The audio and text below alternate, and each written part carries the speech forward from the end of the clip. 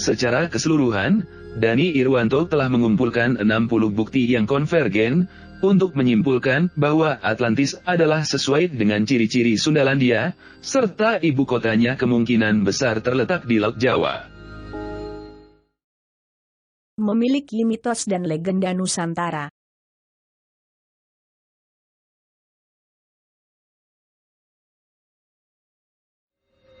Kerajaan Atlantis didirikan oleh dewa bernama Poseidon, dipinjam dari mitos Yunani. Daratan itu dibagi menjadi 10 bagian yang diberikan kepada anak-anaknya. Ada sebuah kuil suci yang didedikasikan untuk Poseidon dan istrinya, Kleitos di tengah benteng. Poseidon adalah salah satu dari jajaran 12 dewa Olympus dalam mitologi Yunani. Kekuasaan utamanya adalah lautan, sehingga ia disebut dewa laut. Dalam karya-karya awal sastra Yunani kuno, Poseidon lebih dikenal daripada Zeus, yang mengendarai makhluk laut dan bersenjatakan trisula.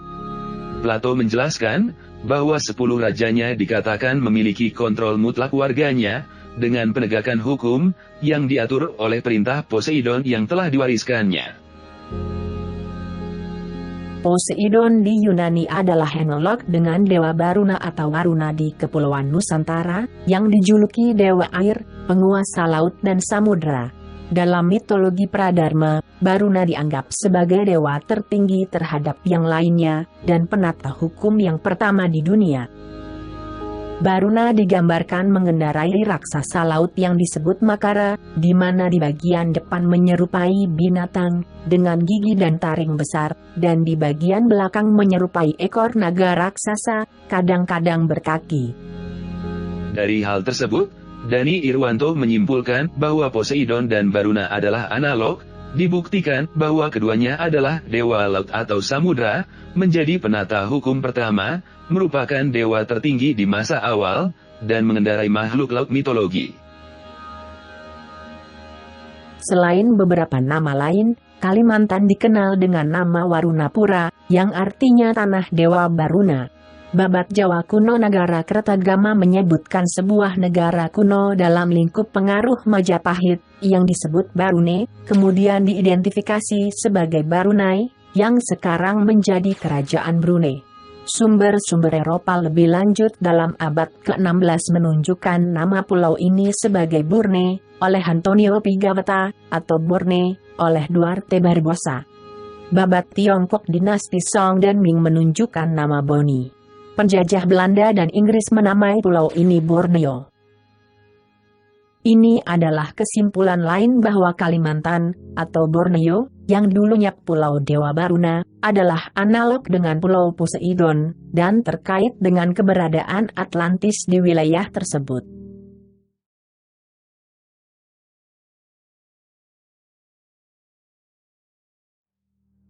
Herakles, atau diromanisasi menjadi Hercules, adalah putra dari perselingkuhan Zeus dengan wanita Fana Alkmena. Zeus merayu dan bercinta dengan Alkmena setelah menyamar sebagai suaminya, Amphitryon, Raja Theba. Zeus bersumpah bahwa anak berikutnya yang lahir dari rumah Perseides harus menjadi penguasa Yunani, tetapi oleh muslihat istri Zeus yang pencemburu, Hera, anak yang lain, Eurystheus yang sakit-sakitan, lahir lebih dulu dan menjadi raja. Herakles di Yunani adalah analog dengan Batara Kala di Kepulauan Nusantara. Kala adalah dewa alam gaib dalam mitologi Jawa dan Bali kuno. Menurut legenda Jawa, Kala adalah putra Guru. Guru memiliki istri yang sangat cantik bernama Uma. Suatu hari, Guru dengan nafsu yang tidak terkendali memperkosa Uma. Mereka melakukan hubungan seksual di atas Sandini, seekor sapi suci. Perilaku ini mempermalukan Uma yang kemudian mengutuk Guru, tapi Guru mengutuk kembali Uma sehingga berubah menjadi raksasa yang buruk dan menakutkan. Bentuk jahat Uma ini juga dikenal dalam mitologi Jawa sebagai Durga. Dari hubungan ini, Kala dilahirkan dengan sosok seorang raksasa. Kala digambarkan memiliki nafsu yang tak terpuaskan, dan berperilaku sangat kasar. Analogi Kala dan Herakles adalah, bahwa masing-masing adalah putra seorang dewa tertinggi, baik guru atau Zeus. Kelahiran mereka adalah secara tidak senonoh, kala lahir dari nafsu tak terkendali guru terhadap Uma, sedangkan Herakles adalah dari perselingkuhan Zeus dengan Alkmena. Keduanya memiliki nafsu yang tak terpuaskan dan berperilaku sangat kasar, brutal, dan penuh kekerasan sepanjang hidup mereka.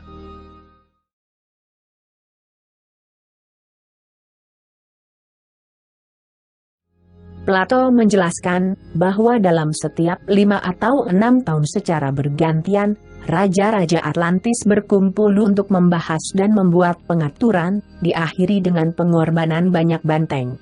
Orang awam umumnya tidak bisa membedakan antara banteng dan kerbau. Plato tidak mengenal kerbau, tetapi satwa yang menyerupai banteng, karena hewan ini tidak terdapat di Yunani kuno dan sekitarnya.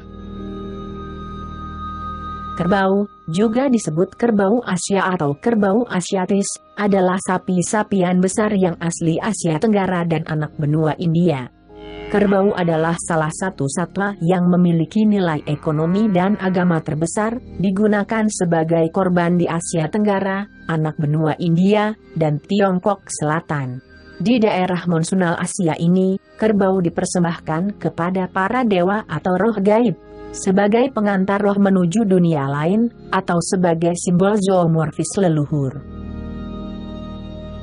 Ciri rumah-rumah di Asia Tenggara adalah beratap seperti tanduk bercabang, yang dianggap sebagai simbol kerbau, dipandang di seluruh wilayah sebagai penghubung antara surga dan dunia ini. Pembangunan punden berundak. Bentuk piramida yang paling sederhana adalah piramida undakan tanah dan batu, yang biasanya dibangun di atas gundukan alami atau buatan, bukit, atau lereng bukit.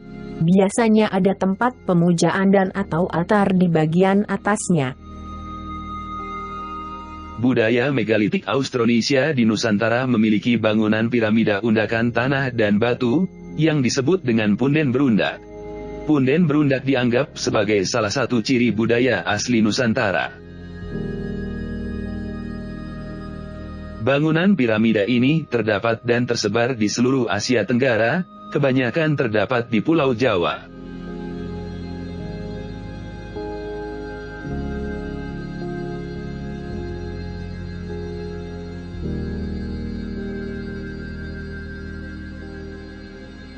Seperti yang dikatakan oleh Plato, kuil Poseidon dibangun di pulau pusat yang berupa sebuah bukit, dikelilingi oleh cincin-cincin perairan.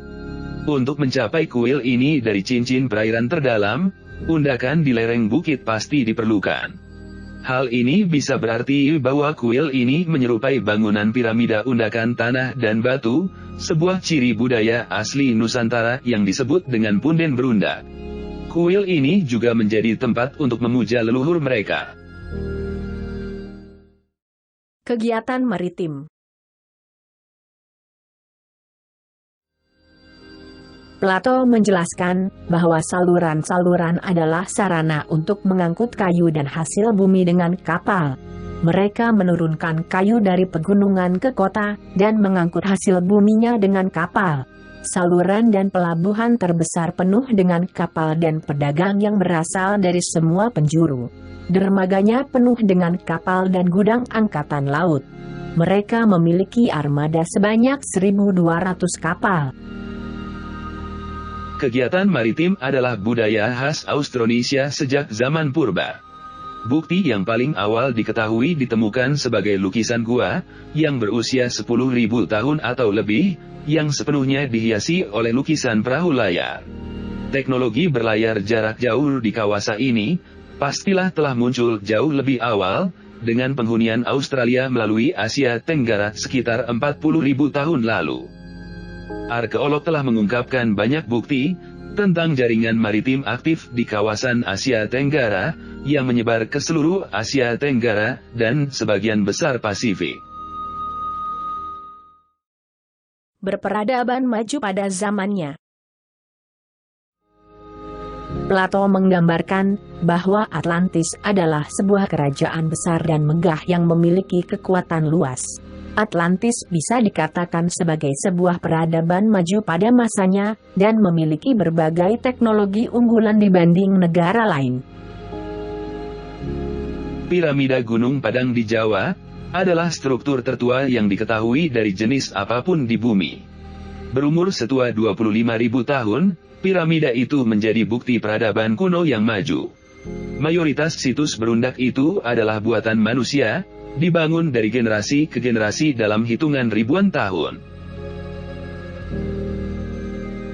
Begitu banyaknya lukisan batu yang menggambarkan perahu layar di Asia Tenggara, yang berumur hingga 40.000 tahun, juga membuktikan bahwa teknologi semacam itu telah dikuasai sejak awal. Teknologi ini telah diwarisi oleh orang-orang Austronesia dan Thalassokrasi atau kerajaan maritim, seperti Sriwijaya dan Majapahit. Orang-orang Bugis dan Makassar dari Pulau Sulawesi terkenal karena pembuatan kapal layar kayu yang disebut pinisi. Kerajaan-kerajaan di Asia Tenggara telah mengembangkan teknologi arsitektur bangunan batu yang canggih dalam pembangunan candi-candi. Ini termasuk Borobudur, Prambanan, dan Angkor Wat yang megah, dan ratusan candi lainnya. Di bidang pertanian, orang-orang di Asia Tenggara terkenal dengan budidaya dan teknik penanaman padi, seperti terasering. Sistem irigasi dan pengelolaan air yang kompleks telah dikembangkan di Nusantara. Contoh yang luar biasa adalah Subak, sistem irigasi di Bali.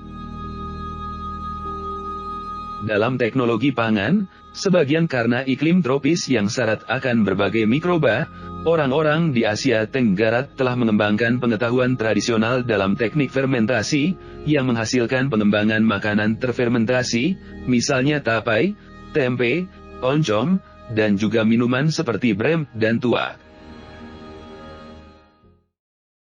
Hancur 11.600 tahun lalu. Plato menggambarkan bahwa Atlantis adalah sebuah kerajaan yang kuat dan maju yang hancur dalam sehari semalam, 9.000 tahun sebelum Solon, atau sekitar 11.600 tahun lalu. Ini secara akurat bertepatan dengan bencana alam pada akhir periode Drias Muda. Pada akhir periode Drias Muda, sekitar 11.600 tahun lalu, berat es yang bergeser ke lautan memicu retakan di kerak bumi untuk bergerak, yang menyebabkan bencana hebat. Gempa, letusan gunung berapi, gelombang besar, dan banjir melanda budaya pesisir dan semua landas kontinental Sundalandia, dan menghapus banyak populasi. Gempa dan tsunami. Plato menyebutkan bahwa Pulau Atlantis telah dilanda gempa dan banjir dalam sehari semalam. Dalam beberapa penjelasan lainnya, tersirat bahwa banjir tersebut datangnya dari laut, sehingga kemungkinan adalah sebuah tsunami.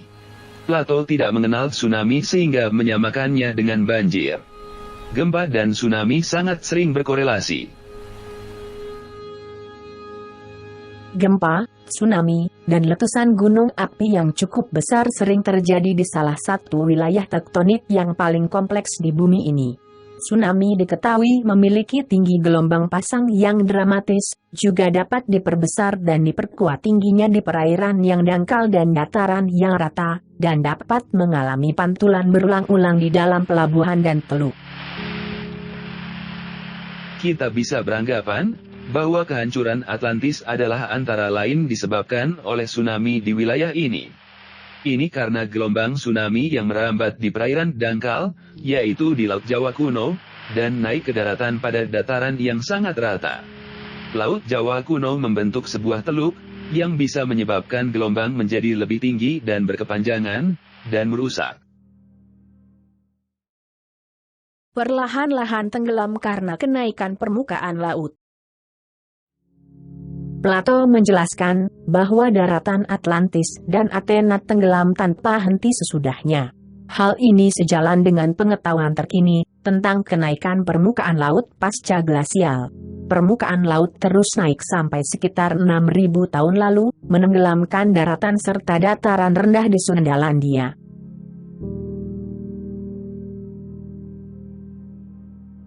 kehancuran kota Atlantis dan ceritanya terkubur selamanya di bawah laut. Kemudian, diingat oleh orang-orang Mesir yang bermigrasi dari sana, dan menuliskannya dalam catatan suci mereka.